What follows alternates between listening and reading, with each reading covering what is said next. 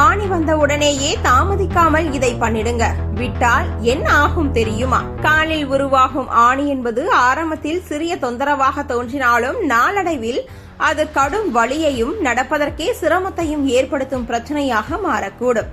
குறிப்பாக நீண்ட நேரம் நின்று வேலை செய்வோர், கடினமான செருப்புகளை அணிபவர்கள், கால்களை முறையாக பராமரிக்காதவர்கள் ஆகியோருக்கு இந்த பிரச்சனை அதிகமாக காணப்படுகிறது. சரியான கவனம் செலுத்தப்படாவிட்டால் தோல் மேலும் கடினமடைந்து சிறிய காயங்களாகவும் மாறும் அபாயம் உண்டு. இந்த பிரச்சனைக்கு சமையலறையில் கிடைக்கும் எளிய பொருட்களே சிறந்த தீர்வாக அமையலாம்.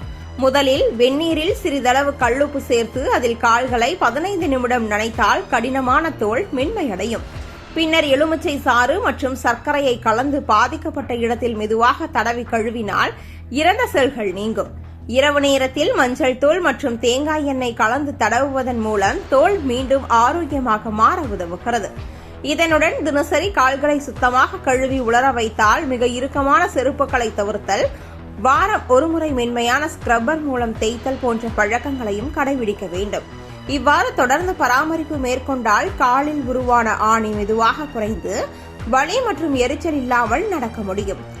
செலவில்லாமல் வீட்டிலேயே செய்யக்கூடிய இந்த முறைகள் மூலம் கால்களின் ஆரோக்கியத்தை நீண்ட காலம் பாதுகாக்க முடியும்.